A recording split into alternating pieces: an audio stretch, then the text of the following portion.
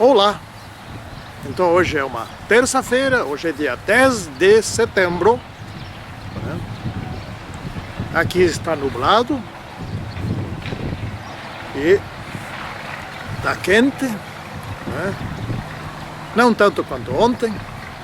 E nós vamos estudar aqui a lição número 2 do quarto trimestre de 2019, sobre Neemias. Eu confesso que eu tenho grande admiração por Neemias, né? Pelo que nós vamos estudar daqui para frente. Antes da oração, Neemias, ele viveu na Babilônia, que nesse tempo aqui era a Medo-Pérsia, né? Lá em Suzã, cidade onde Esther e Mardoqueu também viviam. Esther que casou com Xerxes, ou então Assuero, né? Pelo que consta, tanto Xerxes quanto Assuero é Tito. Então,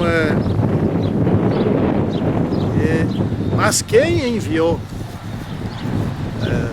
Neemias para Jerusalém não foi Xerxes. Não foi o marido de Esther, foi Artaxerxes I, teve outros, né? Que veio logo depois de Xerxes. Santíssimo e poderoso Deus, abençoa nosso estudo agora para que possamos entender aquela situação e a atitude de Neemias. E aqui também estudaremos alguma coisa sobre Esdras. Pedimos isso em nome do Senhor Jesus Cristo. Amém. Então aqui diz o seguinte, Neemias 1, 4 e 5. Né? Tendo eu ouvido estas palavras, assentei-me e chorei, e lamentei por alguns dias, e estive jejuando e orando perante o Senhor dos céus. E disse, Senhor Deus dos céus, Deus grande e temível, que guardas a aliança e a misericórdia por aqueles que te amam e guardam os teus mandamentos. Neemias era copeiro do rei, era o chefe dos copeiros. Isso aparentemente hoje parece não ser um cargo muito importante, né? Mas naquele tempo era muito importante. Esse pessoal, o copeiro, era responsável pela vida do rei, né?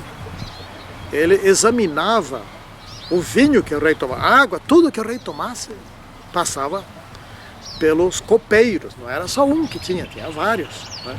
Esses copeiros eram de estrita confiança do rei, eram CC, cargo de confiança. E tinham que ser pessoas espertas, inteligentes, que soubessem distinguir qualquer coisa.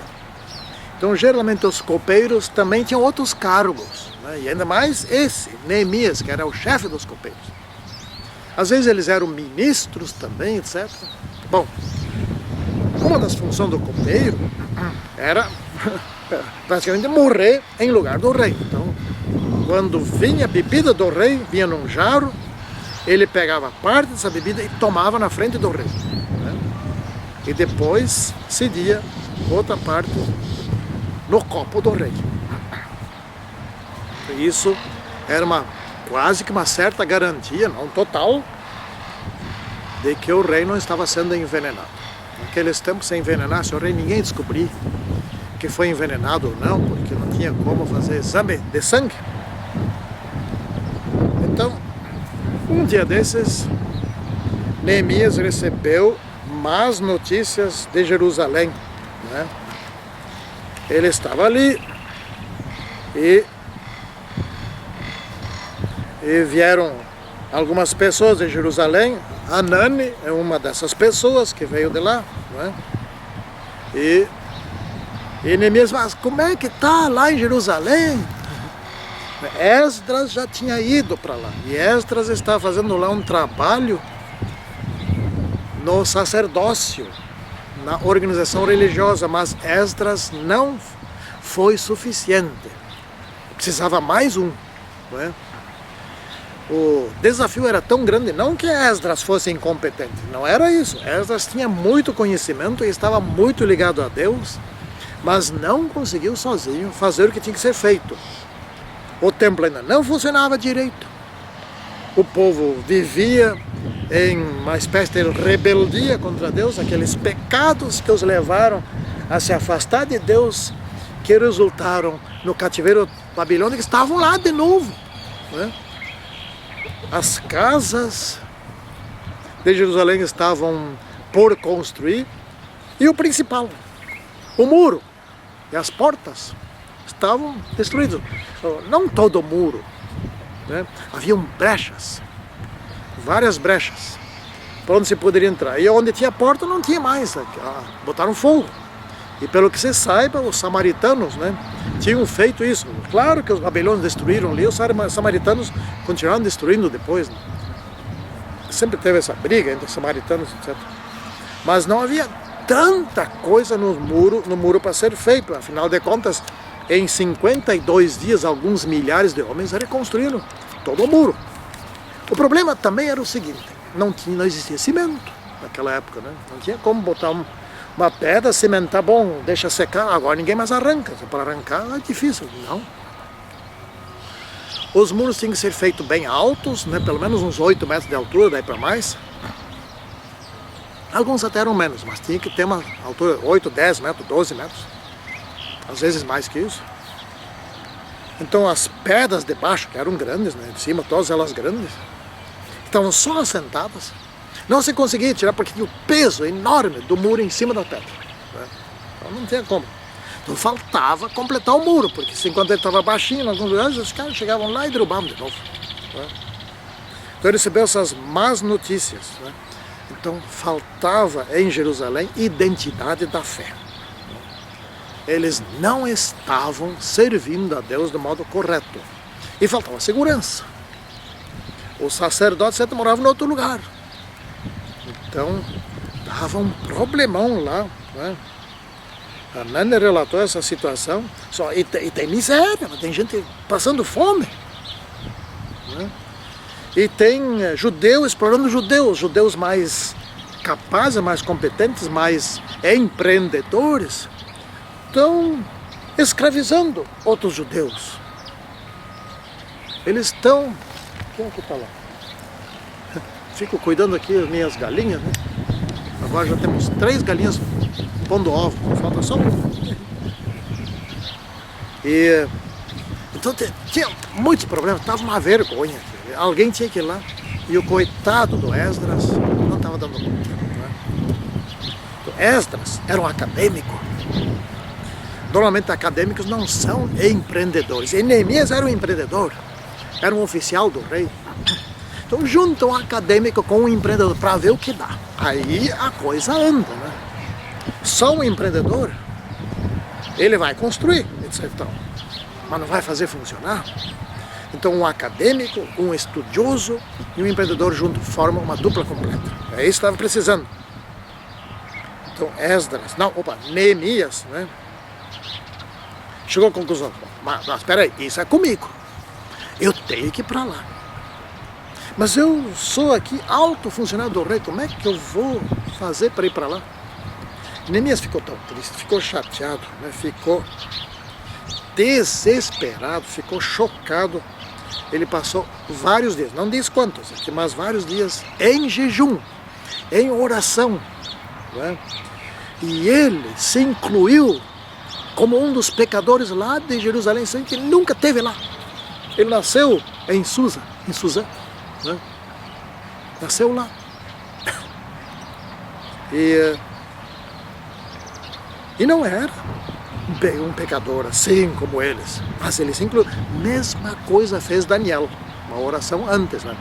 Bastante tempo antes, né?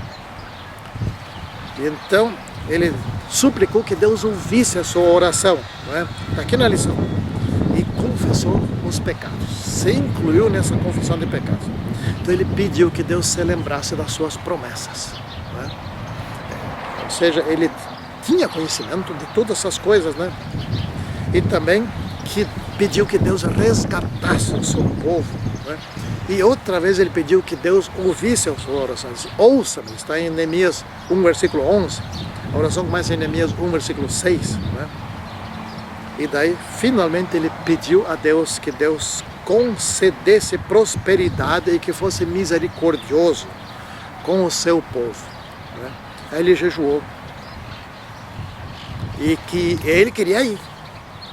Mas como falar com o rei? Não falou com o rei, né? Ele ficou 4 meses ali, até que lá pelo final dos 4 meses, ele de novo ficou triste, ficou abatido, doentio, etc. E, enfim, o rei tomou iniciativa. E vocês acham que Neemias parou de orar? Não. Ele orava todos os dias para resolver esse problema. Passaram 4 meses, até parecia que Deus não estava nem se importando com essa situação, né? Mas estava, né? Até que então o rei percebeu que Neemias estava sempre junto com o rei, né? Percebeu. Não, mas espera aí, o que houve? Neemias, vem cá. O que houve? Tu está tão abatido? Tu está doente? Aqui eu tenho médicos, os meus médicos podem te tratar. Mas Neemias não estava doente, tá? Neemias estava triste, psicologicamente abatido, né? Há um desconforto terrível. Ele ali dentro do palácio, de tudo que tinha de bom, ele podia escolher ali, segurança, etc. Tinha todo o exército que ele não comandava, mas que o protegia, né? Amigo do rei, amigo dos grandes ali do Império Medo-Persa, ali, como é que é o nome do rei? Artaxerxes, né? Artaxerxes I, né? Enfim, ele estava numa situação boa, só pensando, tá, mas os meus irmãos de nacionalidade lá em Jerusalém estão passando fome. É uma miséria, lá os muros destruídos, ninguém conseguiu reconstruir ainda. O templo estava pronto, o altar estava pronto, fazia muito tempo. Zorobabel tinha ido lá com grande sacrifício e oposição, mediante 2 decretos, o decreto de Ciro e depois o decreto de Dario, né? Reforçando, ou seja, confirmando o decreto de Ciro, e conseguiram construir o templo, né? Havia forte oposição da parte dos samaritanos, dos amonitas e outros povos ali em redor, que todos inimigos até hoje, né? Então o rei tomou a iniciativa. Isso aconteceu no ano 444 a.C., ou seja, 13 anos depois de ter ido Neemias para lá. Neemias foi com o decreto desse rei Artaxerxes I, que foi o 3º decreto, em 457, né? E que esse é o decreto, aquele que conta, depois nós vamos ver na outra lição, que inicia a contagem dos 2.300 tardes e manhãs, né? Então o rei, bom, Neemias foi pego de surpresa.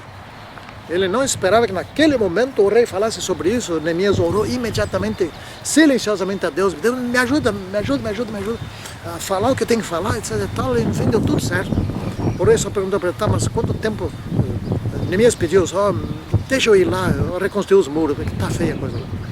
O rei perguntou, tá, mas quanto tempo tu precisa? Porque o rei queria Neemias ali junto com ele, né? E então, não sei quanto tempo Neemias disse lá que queria ficar lá, mas o rei deu cartas para Neemias. Decreto já tinha, não precisava outro decreto, já tinha, que podia reconstruir. Deu cartas para Neemias dar para todos os líderes ali, tesoureiros, etc. e tal, inclusive para o Sambalá, para o Tobias, né? Para eles contribuírem, né? Para o que cuidava das florestas, para ele dar toda a madeira que precisasse, para que dessem dinheiro, para que eles pudessem, não precisassem trabalhar para se sustentar e sim que ganhassem dinheiro para reconstruir. Então, Neemias foi. Que coisa boa, posso ir. Neemias foi 2 vezes. Ele, a primeira vez reconstruiu tudo, etc. e tal, lá, e depois voltou, e ele foi como governador. Depois retornou de novo a Jerusalém. Aí não consta se retornou outra vez para Medo-Pérsia ou não. Tá, mas Neemias chegou em Jerusalém depois de uma longa caminhada de uns 800 quilômetros, segundo se calcula, né? E não falou nada para ninguém. De noite, ele foi dar uma espiada. Tinha uma lua forte, não é? Certamente, etc. Foi dar uma espiada. Caramba, aqui tem coisa para fazer. Oh, tem coisa para fazer aqui. Tem fabricar portas aqui. Vamos, madeira nós temos, garantido. Não tem fabricar portas. Tem que reconstruir os muros, etc. E aí foi observando, viu que o povo estava comprando e vendendo sábado. Vinham os comerciantes ali, dia de sábado, parece que é o dia que atrai essa gente, né? Vendiam alimento, etc. Vendiam de tudo. Né? E já sabia, mas viu lá que de fato tinha famílias passando fome. Tinha uma seca, ainda para agravar toda a situação, né? E baixa produtividade, né? Muitos tiveram que hipotecar propriedades para pagar dívidas. E às vezes isso ainda não chegava, e ainda tinham que dar seus filhos como escravos, etc. E tal. Minha nossa, que situação.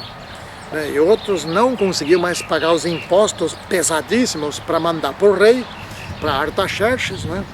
Nisso, Neemias poderia dizer, ó rei, estou cobrando demais aqui do meu povo, o pessoal está passando fome, né? Não, ficou quieto. Não falou nada.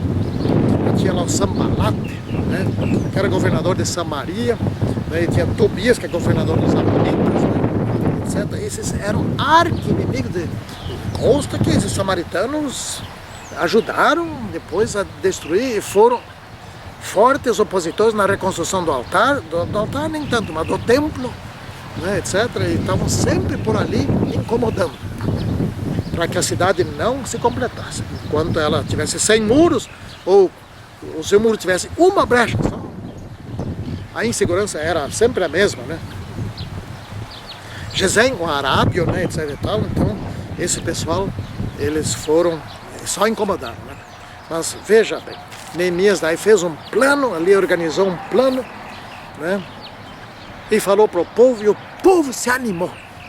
E tinha profeta naquela época por lá, que estava dizendo, né? Vamos, profeta, né, que estão dando força para o povo, né? Então Deus está falando por meio dos profetas. Então Neemias fez o quê? Neemias reconstruiu o muro, reconstruiu as portas. Depois que construiu os muros, levou 52 dias para construir. Não deu 2 meses. Ainda faltava colocar as portas. Mas fizeram as portas e colocaram, né? E ficou forte. Ficou forte, né? Daí ele legislou sobre empréstimos e causas socio-religiosas, né? Porque não tinha lei naquela terra ali, né? E também sobre casamentos mistos. Acabou com aqueles casamentos lá que tinha até sacerdotes, levitas, se casaram com mulheres pagãs. Isso é algum problema? Sim, o problema é o seguinte: essas mulheres educam seus filhos segundo a forma de adoração pagão, né? E aí se vai a identidade de fé do povo. O povo deixa de ser povo de Deus, é povo misto, né? Se as mulheres se convertessem, tudo bem, mas elas não se convertiam. Salomão caiu no mesmo problema, né? E aliás, esse foi uma das causas porque Babilônia veio lá e destruiu tudo. Que eles não queriam seguir a Deus, né? E também ele tomou decisões radicais, vamos dizer assim, firmes, né? Sob a guarda do sábado, né?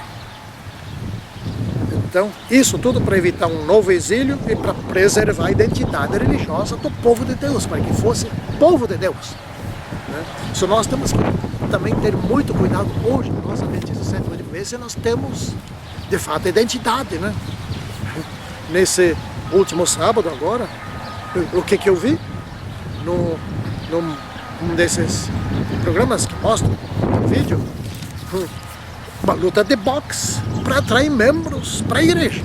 Bom, eu pensei que só as igrejas pentecostais faziam isso, mas não, até nós estamos fazendo isso.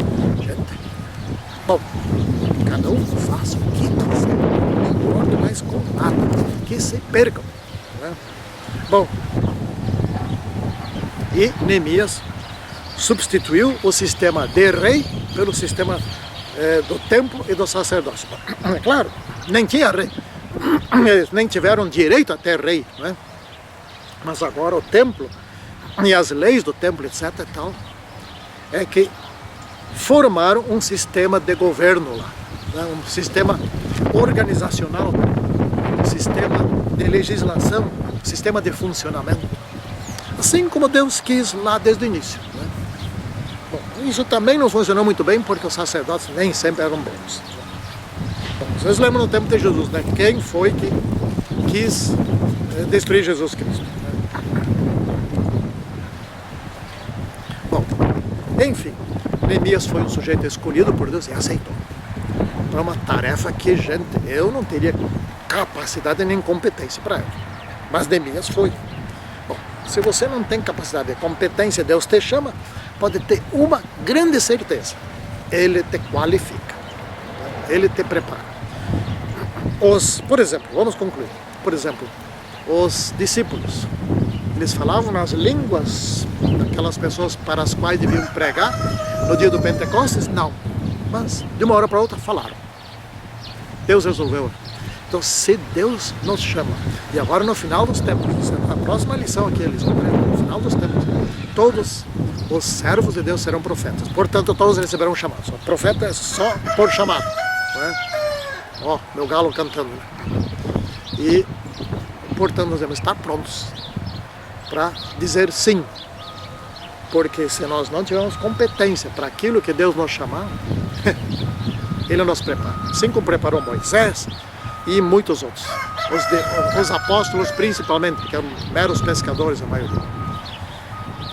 Senhor Deus, fica conosco, abençoe-nos, porque nós também seremos chamados, como Esdras e Neemias. Que nós possamos dizer sim, Senhor. Em nome de Senhor Jesus Cristo. Amém. Tchau.